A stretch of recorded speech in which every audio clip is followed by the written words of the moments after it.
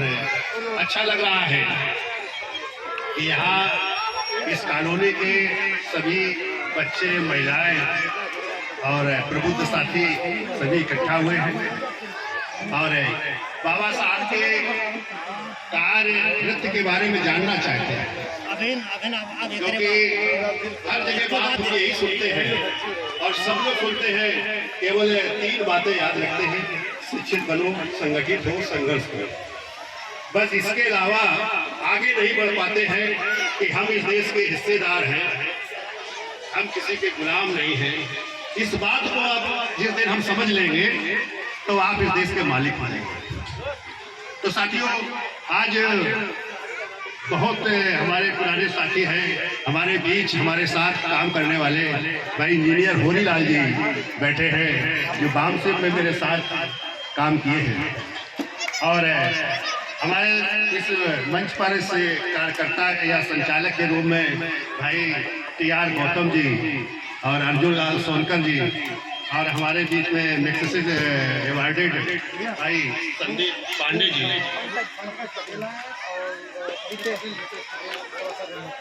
अच्छा पंकज पटेल जी आए हैं, रितेश पटेल जी आए हैं, जो वर्तमान में सभासद हैं, ऐसा मुझे सूचित हुआ है। साथियों, उनका मैं स्वागत करता हूं।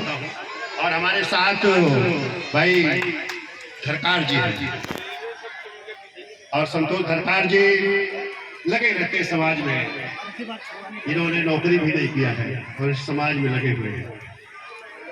हमारे बीच में तमाम साथी ऐसे विद्वान हैं कि जिनकी बात सुनना भी है और अमल करना है। एडवोकेट साहब बैठे हैं और ये जो हमारी टीम है जो इसी पर समर्पित है कि कैसे मिशन बढ़ेगा, और इनको मैं बहुत बहुत साधुवाद करता हूँ। ये ऐसे अपने कारवां को बढ़ाते रहें और जिस दिन ये कारवां अपने उन महापुरुषों की संघर्षों को समझ लेगा कि महापुरुषों ने कैसे उस स्तर पर पहुंचे, कैसे उन्होंने हमारे लिए संघर्ष किया जहां हम छूने मास से अपवित्र हो जाया करते थे। हमारे पीछे झाड़ू और आगे मटकी का जो इस देश में सिस्टम था, वो उसको कैसे तोड़ा, कैसे इस देश में लोकतंत्र की व्यवस्था आई। साथियों, थोड़े शांति का अगर सहयोग देंगे, शांति का सहयोग देंगे तो ज्यादा अच्छा लगेगा।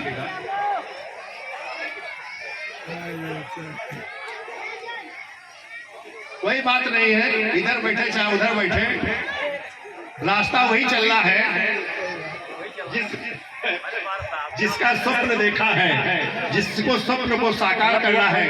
हम लोगों के लिए ये फर्क नहीं है कि मंच पर बैठे हैं या आम जनता में बैठे, क्योंकि मान्यवर काशीराम जी के साथ हम लोगों ने काम किया है और वो दिन याद आते हैं कि क्या हम विचार लेके चले थे, क्या स्वप्न लिया था, और आज स्वप्न कैसे मुरझा रहा है, कैसे वो खत्म हो रहा है, ये भी दर्द है हम लोगों को। इसलिए बैठने की कोई बड़ी बात नहीं है, कहीं भी बैठे हो, लेकिन हम लोग चाहते हैं कि वो मिशन ऐसा चले कि इस देश में जो लोकतंत्र की व्यवस्था है वो आम जीवन, आम व्यवहार में लागू हो जाए।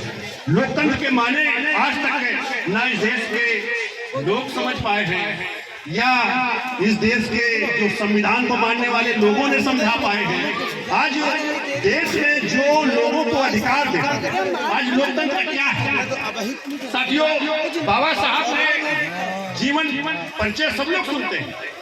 अरे वो जो उन्होंने उस समय का जो प्रतिज्ञा थे, जो किया था और जो उन्होंने दिया है, उसको कैसे हम बनाए रखें, कैसे उसको आगे लेके चले, इस पर हमारी चर्चा होनी चाहिए। उसको कैसे लागू करना है, ये चर्चा होनी चाहिए। तो साथियों, बाबा साहब ने जो इस देश में ये विकृत सामाजिक व्यवस्था थी, इसमें चाहे महिला हो चाहे पुरुष हो, ये कोई अधिकार से सभी वंचित थे, शिक्षा से वंचित थे, अपने अधिकार से वंचित थे, ये केवल अपमान ही सहते थे। तो उसके कैसे लोकतंत्र की व्यवस्था से कैसे उसको सबको इक्वल किया, कैसे सबको समान अधिकार मिले, ये बात हमें समझना होगा। लेकिन लोकतंत्र केवल सरकार बनाने तक हम रखते हैं, सरकार बनाने के बाद लोकतंत्र को अलग कर देते हैं, और हम लोकतंत्र का जब अलग करते हैं तो वही है प्रतिनिधित्व। प्रतिनिधित्व, क्योंकि एक वोट वैल्यू बराबर है और वो किसी का भी वोट हो, किसी भी जाति का हो, किसी भी धर्म का हो, और वो वयस्क है, उसके वोट का बराबर मूल्य है, उसी से सरकार बनती है। तो भी देश में जो संविधान कानून बना है वो सबके लिए बराबर क्यों नहीं है? ये सवाल ये है कि 5 किलो गेहूं और चावल और तेल में ये हमारा नहीं है कि उन्होंने दे दिया, उन्होंने दिया नहीं है, आपके हक छीन लिए हैं, आपको अधिकार छीन लिया है, इसलिए 5 किलो गेहूं और चावल में आपको गुमराह कर रहे हैं और ये बता रहे हैं कि हमने तुम्हें नमक खिलाया है, इसलिए पावर हमको दे दो, हमें हुक्मरान बना दो। इसलिए आप हुक्मरान बना रहे हो तो यही 5 किलो चावल पर जो बना रहे हो यही आपकी गलती है। इसीलिए आप इस देश में गुलामी से बाहर नहीं जा पा रहे हो, आपका ये हिस्सा है, आप इस देश में हिस्सेदार हो, उसी तरीके से हिस्सेदार हो जैसे घर में 4 भाई होते हैं, चारों भाई का बराबर हिस्सा होता है। ये नहीं कि एक अगर जज बन गया है तो उसका बड़ा हिस्सा हो जाएगा, ऐसा नहीं है। एक अगर कहीं जेई बन गया, इंजीनियर बन गया है तो उसका हिस्सा बड़ा हो गया, ऐसा नहीं है। एक व्यक्ति बिना पढ़ा लिखा है, उसका भी बराबर हिस्सेदारी है, तो बराबर की हिस्सेदारी है। इसलिए साथियों, अपने हिस्सेदारी के बारे में समझो, लोकतंत्र के बारे में समझो कि लोकतंत्र अगर लागू है तो लोकतंत्र को हमें नीचे तक लाना है, हमें अपनी हिस्सेदारी लेनी है। जिस दिन आप हिस्सेदारी को समझ लोगे तो उस दिन इस देश से बेरोजगारी खत्म हो जाएगी, इस देश से जो गुलामी, जो आपके ऊपर तमाम तरह के जो आरोप गठित होते हैं, जो आपको बिना किसी कारण से जेल भेजा जा रहा है, आपको अपराधी ठहराया जा रहा है। आज देखो बुलडोजर की एक बड़ी कहानी है, बुलडोजर चलाया जा रहा है, कहा जा रहा है कि हम उन माफियाओं को ध्वस्त कर रहे हैं, हम उन्हें ध्वस्त कर रहे हैं जो भ्रष्टाचारी है, जो इस देश में भ्रष्टाचार किया उनको ध्वस्त कर रहे हैं, उनको बेनकाब कर रहे हैं। साथियों, ऐसा नहीं है, उसकी याद में हो रहा है कि मकान आपका बना है, आप अगर उनके साथ नहीं, उनके विरोध में हो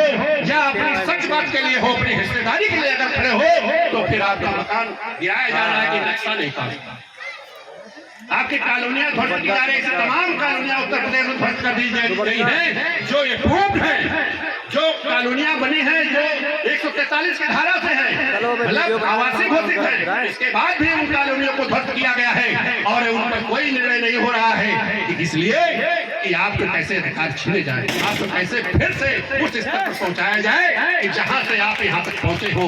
बाबा साहब के उस धारा को खत्म किया जा रहा है, जो धारा इस देश में इक्वलिटी के लिए आई है, जो समानता के लिए आई है। तो साथियों, इसके बारे में आपको समझना होगा, क्योंकि आप केवल भाषण सुन के नहीं, आप अपने अधिकार के बारे में समझो कि हमारे बच्चे की शिक्षा होगी कि नहीं होगी, हमारे बच्चे का इलाज होगा कि नहीं, हमारे बच्चे का रोटी मिलेगी कि नहीं, हमारे कपड़ा मिलेगा कि नहीं, हम बच्चे को उस मुख्य धारा के हिस्सा से जोड़ेंगे कि नहीं, ये कैसे जोड़ेंगे, इसको बात को समझना होगा। जिस दिन आप अपनी बात को समझ लोगे, इस देश में कोई नेता आपका विश्वास पात्र नहीं है। क्योंकि मान्यवर कांशीराम जी के साथ हमने काम किया है, इसलिए हम लोग समझते ये हैं कि महापुरुष ने सबको समर्पण करके और उस काम को किया, उसके नाम कोई जमीन का टुकड़ा नहीं, वो परिवार नहीं बसाया, उस देश के समाज को बदलने के लिए उसने ये काम किया था, संकल्प किया।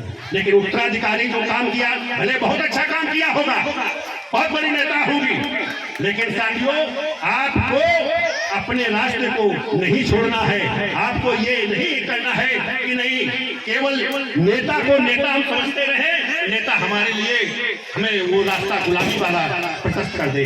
तो ये काम आपको समझना हो। जिस दिन आप हिस्सेदारी के लिए खड़े होंगे तो नेता भी बदलेगा, नेता को ऐसे नहीं स्वीकार करना है, नेता को उस धारा में आना होगा। नेता हमारा वही होगा जो हमारे हिस्सेदारी के, हमारे अधिकार के लिए खड़ा होगा, हमें अधिकार दिलाने का काम करेगा, हमारे बच्चे को शिक्षा मिलेगी, हमारा बच्चा भी उस मुख्य धारा का हिस्सा बनेगा। ठीक है, या देश अगर हिस्सेदारी का है, लोकतंत्र का है, प्रतिनिधित्व का है, तो फिर जिसकी जितनी संख्या उसकी उतनी हिस्सेदारी होना चाहिए। ये बात इस देश में अगर उठानी है, चलाना है, तो सबसे पहले जो पीड़ित रहा है, दलित समाज जो अछूत है, उसको लेके चलना होगा। क्योंकि आपने शुरुआत किया था, आपने अधिकार पाया है उन सिद्धांतों से, तो आपको ही लेके चलना होगा। क्योंकि पिछड़ा तो नहीं समझ रहा है, वो अपने मंडल की बात नहीं समझा, वो कमंडल में चला गया। इस देश का माइनॉरिटीज के लोग अपनी सुरक्षा चाहते हैं, वो अधिकार नहीं चाहते हैं, तो फिर आपको इस धारा को जगाना होगा। जिस दिन अधिकार की बात करोगे तो पिछड़े को भी अधिकार मिले, हमारा माइनॉरिटीज को भी अधिकार मिले, इस देश में रहने वाले हर समाज के लोगों को अधिकार मिले। हम किसी के विरोध में नहीं है, सवर्ण के भी विरोध में नहीं है। उसका अगर हिस्सा बनता है तो वो भी अपना हिस्सा ले। हम हिस्सेदार हैं तो हिस्सेदारी के रूप में चलेंगे और हिस्सेदारी देंगे, हिस्सेदारी छोड़ेंगे नहीं। हिस्सेदारी क्या है इसे भी समझना होगा। इस देश का मानक बना है, संविधान का मानक है कि भाई इस देश में भूमिहीन किसान है उसे 3.25 एकड़ भूमि जो जमीन उसको मिलना चाहिए, उसके पास होनी चाहिए। अगर जो जमीन नहीं है वो कहते हैं तो फिर ऊपर जंगल, नदी, नाला, तालाब कुछ भी हो, उसके मानक जो उसका मूल्य है उसके आधार पर अगर 10 एकड़ बन जाएगी तो 10 एकड़ हमारे पास जमीन होनी चाहिए। दूसरी बात, जो शहरों में है उसके 1000 स्क्वायर फीट का मकान की जगह उसको मानक के आधार पर मिलनी चाहिए। ये लड़ाई होनी चाहिए। हम किसी का गुलाम नहीं, हमें हिस्सा हमें तो मिलना चाहिए, हम हिस्सा लेंगे। हमारे जो रास्ता है क्या हुआ तो साथियों, हमारा हिस्सा अगर हम पढ़े लिखे नहीं है, हम गैर पढ़े लिखे हैं या पढ़ा लिखा है, उसको रोजगार नहीं मिल रहा है तो 4th क्लास जो अंतिम व्यक्ति माना गया है, तो उसके बाद भी इस देश में मानक नहीं तय होता था। मैंने 15,000 रुपए का तय किया कि 15,000 रुपए का हर व्यक्ति को नौकरी मिलना चाहिए, रोजगार मिलना चाहिए। अगर 15,000 का रोजगार नहीं मिल सकता है तो इस देश में माननीय मोदी साहब ने कहा था कि देश के लोग हिस्सेदार हैं, जो ब्लैक मनी जमा है विश्व बैंक में, जो तमाम विदेशी बैंकों में, तो वो पैसा हम ले आऊंगा 100 दिन के अंदर 15-15 लाख उनके खाते में डालूंगा। इसके बाद उन्होंने कहा भाई 2 करोड़ हर वर्ष रोजगार देने का काम करूंगा। तो साथियों, उन्होंने नहीं दिया, लेकिन ये हमारा हिस्सा है तो हमें मिलना चाहिए था। तो साथियों, ऐसे नहीं मिलेगा, आपको इसके लिए लड़ना पड़ेगा। ये जुमला नहीं हो सकता है। तो फिर हमने बात कहना शुरू किया था, ये हमारा प्रस्ताव है कि 1 लाख से 15 लाख तक जिसको जितनी आवश्यकता है बिना ब्याज के उसको संसाधन के रूप में देने का काम करना। तो साथियों, एक बात तो मान लिया कि 15,000 रुपए रोजगार की बात तो मान ली गई, वो तो सरकारी मानक बन गया। आज जो मास्टर रोड में डाक में जाएगा तो 15,000 रुपए की बात होती है। और इस देश में हर पार्टी भागीदारी की बात उठाना होता। हमें कोई पूछे न पूछे, लेकिन उन मुद्दों को हमने इस देश की सरकार को मनवा दिया है। आज हर पार्टी भागीदारी की बात कर रही है। और साथियों, जिस दिन आप भागीदारी लेने की बात करोगे, लेने के लिए तैयार हो जाओगे, तो इस देश में कोई ऐसी सरकार नहीं है जो आपको हिस्सेदारी न दे, क्योंकि वो सरकार वही बनेगी जो आपको हिस्सेदारी देने का काम करेगी, क्योंकि दूसरी सरकार नहीं बन सकती है। इसलिए साथियों, मैं कहने आया हूँ कि मैं भागीदारी आंदोलन ये चला रहा हूँ, पूरे देश में चल रहा है और इसमें आप जुड़िए। इसमें किसी का कुछ नुकसान नहीं है। आप इसके सदस्य बनिए और सदस्य बनोगे तो बहुत जल्द 5 वर्ष जब होंगे जब इस देश के लोगों को हिस्सेदारी मिलेगी। ये मैं मानक जो चला रहा हूँ, जो लोगों ने स्वीकार किया है, जिसके साथ लोग चल रहे हैं। आज आरक्षण की बात नहीं, इस देश में हिस्सेदारी की बात होनी चाहिए, क्योंकि आरक्षण का मतलब आपको गुलाम बनाया जा रहा है। जैसे कोई संपत्ति आपके पास है तो आपने कहा चलो ये आया है, इसके ये हमारा रिश्तेदार है, इसके पास नहीं है, चलो 1 लाख रुपए इसको दे देता हूँ, कुछ काम कर लेगा। ये आरक्षण का मतलब है। इसी तरह की व्यवस्था होती है। हिस्सेदारी का होगा तो भाई जितना हिस्सा बनेगा उतना मिलना चाहिए। तो हिस्सेदारी की बात की लड़ाई लड़ो। आरक्षण मिल रहा है तो उसका विरोध नहीं, क्योंकि वो भी हिस्सेदारी के रूप में मिला है। लेकिन आज उसका मानक उल्टा हो गया है। इससे वो आरक्षण को वो गुलामी का वो दे रहे थे और वो आरक्षण को खत्म करते जा रहे हैं हर स्तर पर। कहीं वो प्राइवेटीकरण करके, कहीं उस विभाग को खत्म करके, इस तरह से वो हर स्तर पर खत्म कर रहे हैं। लेकिन हमें हिस्सेदारी चाहिए हर स्तर पर। जब आप हिस्सेदारी की लड़ाई लड़ोगे, जब आपकी जनशक्ति तैयार होगी, तो इस देश में वोट भी उसी तरह का होगा कि जो आपकी बात लड़ेगा, जो नेता आपकी अगुवाई करेगा, उसी के पास वोट जाएगा और आप इस देश के हिस्सेदार बनोगे। कोई रोक नहीं सकता है हिस्सेदारी से। ये मैं दावे के साथ कहता हूँ, ये मेरा अनुभव है। मैं तो इसका संकल्प लिया हूँ। मैं 11 से इस पे लगा हूँ और जब ये आरक्षण वाला आया पंचायत विरोध में वोट का आधार। इसके बाद हमने 12 में नौकरी छोड़ी और हम इसी लड़ाई में लगा हूँ और इस संघर्ष को मैं अपने जीवन में नहीं कुछ कर पाऊंगा तो लोगों तक बात पहुंचाने का काम करूंगा, इस देश की सरकारों को मजबूत करने का काम करूंगा। और जिस दिन आप लोग हिस्सेदारी के लिए तैयार हो गए तो ये देश में कोई ऐसा नेता नहीं है जो आपकी हिस्सेदारी हो। ये मैं दावे के साथ कहना आया हूँ। और प्यारे बच्चों, तुम लोग भी तैयार हो जाओ। इस देश में तमाम समस्याएं पैदा की जा रही है। जैसे एक समस्या पैदा की गई नागरिकता की। आप लोग नहीं समझ रहे हैं, यहाँ के लोग हमारे नहीं समझ रहे हैं, दलित पिछड़े के लोग नहीं समझ पा रहे हैं। असम में जो कांड हुआ है तो 14.5 लाख अगर जेल के अंदर है, अगर डिटेंशन सेंटर में अगर 14.5 लाख है तो फिर मुसलमान केवल 5 लाख, तो संख्या किसकी ज्यादा है? तो फिर अगर यहाँ लागू हो गई तो फिर कौन जाएगा?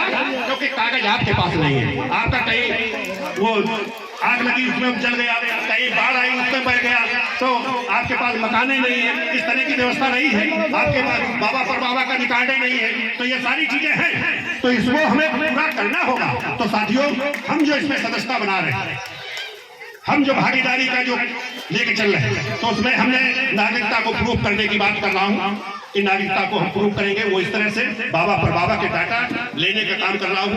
दूसरी बात, जातिगत जनगणना की बात है। केवल पिछड़े के लोग बात तो उठाई है, जातिगत जनगणना, शेड्यूल कास्ट की तो जातिगत जनगणना होती, लेकिन पिछड़े की नहीं होती। लेकिन हमने कहा जातिगत जनगणना इसको भी हम लोग करेंगे। सरकार ने, माननीय प्रधानमंत्री जी ने सुप्रीम कोर्ट को लिख के दे दिया कि इससे जातिवाद बढ़ेगा, ये अव्यवस्था बढ़ेगी, इसलिए जातिगत जनगणना नहीं कराई जा सकती है। ये उन्होंने सुप्रीम कोर्ट को लिख के दिया। तो साथियों, आपको वो नहीं कराएंगे तो आप तो अपनी तो गणना कर ही सकते हो। तो आप सदस्यता के रूप में अपनी गणना शुरू करो, सदस्यता बनाए, सदस्यता करें, तो इस देश में तमाम लोगों को रोजगार भी मिल जाएगा। क्योंकि उसमें 25 रुपया की फीस रखी गई, 25 रुपए से उसको कार्ड नहीं, जो मल्टी लेवल का कार्ड होगा, आपकी दुकानें भी खुलेंगी। क्योंकि हम उन्हीं लोगों से सामान खरीदेंगे, उन्हीं लोगों को सामान बेचेंगे जो हमारे इस संविधान को मानेंगे, इस धारा को मानेंगे। और वो किसी के लिए मना नहीं है, सवर्ण भी उसका मेंबर बन सकता है, क्योंकि इस देश में संविधान को लागू करना है, इस देश में हिस्सेदारी को लागू करना है। इसलिए एक शुरुआत हमने ये किया है। इसलिए साथियों, अपना मल्टी लेवल का कार्ड बनवाइए, और मल्टी लेवल में कार्ड में आपको उसमें फायदा है। उसमें सिस्टम बनाया गया है कि आप इतने मेंबर जोड़ोगे तो इतना आपको पैसा भी मिलेगा। क्योंकि काम करवाना है, काम करते रहना है। क्योंकि हमें इस देश में जब तक हम समाज, राजनीति और तीनों का समन्वय नहीं करेंगे, तब तक इस देश में हम भागीदारी नहीं ले सकते हैं। क्योंकि काम करने का कुछ करते हैं, कुछ दिन लोग काम करते हैं, इसके बाद वो समय आते या तो बिक जा रहा है या तो कहीं शिफ्ट हो जा रहा है, क्योंकि उसके बच्चे भूख से मरने लगते हैं, उसका सब रोजगार बंद हो जाता है। तो ये व्यवस्था को भी हमें देखना है। तो इसमें सारे सिस्टम को लाया गया है कि हम सब चीज को देखते हुए काम करूंगा। साथियों, आपके पास किसी चीज की कमी नहीं होगी, संसाधन भी पूरे होंगे, क्योंकि देश के लोग तैयार हैं, काफी लोग इस बात को मानने के तैयार हैं। तो जब आगे चलेंगे तो साथियों, हम इस बात के लिए बार बार बात कहता हूं, और तमाम पार्टियों से, हमारी अखिलेश यादव भी हमें ज्वाइन कराने की बात कर रहे हैं। ये सरकार, पिछली सरकार में 2 बार हमें मंत्री बनाने का जो है ऑफर दिया था, लेकिन हमें भागीदारी चाहिए। मैं कांसी राम जी के साथ काम किया है, तो हम इस देश में अपने इसलिए से नहीं बाहर हो सकते हैं, क्योंकि हमें जो देंगे वो तो मैं सुखता भोग रहा हूँ। मेरे पास गाड़ी है, मेरे पास कोई ऐसी कमी नहीं है कि हम किसी के अधीन हूँ। तो मैं तो कहता हूँ, मैं सरकार के साथ ही काम कर सकता हूँ। अगर इस देश में भागीदारी कायम करे, इस देश में सबका अधिकार देने की बात करे, उस सिस्टम से काम करे, तो इस देश में ये जो विश्व गुरु की बात कहे हैं वो लक्ष्य भी पूरा हो जाएगा। इसको कोई भी विश्व गुरु का लक्ष्य कोई अधूरा नहीं कर सकता। जब सबको काम मिलेगा, सब काम करेंगे, तो फिर यह देश मजबूत होगा। ये देश मजबूत तब तक नहीं होगा जब तक इस देश में जो व्यवस्था चल रही है, जो मनवादी व्यवस्था है, ये अगर रहेगी तो देश गुलाम होता रहा है और फिर ये दूसरे के अधीन होता जाएगा, इसकी स्वतंत्रता खत्म हो जाएगी। इसलिए मैं उनको भी सचेत करता हूँ कि इस देश में बुद्धिज्म को लागू करो। यह देश, इस देश में रहने वाले सबका है, किसी एक समाज का नहीं है। इसलिए आओ हम सब लोग मिलकर अपने अधिकार के साथ काम करें, अपना अधिकार लें। यह देश हम सबका है, इस देश को मजबूत हासिल करना है। मैं अपनी बात को ये रोकता हूँ। धन्यवाद साथियों, सभी को जय भीम, जय भारत। धन्यवाद साथियों।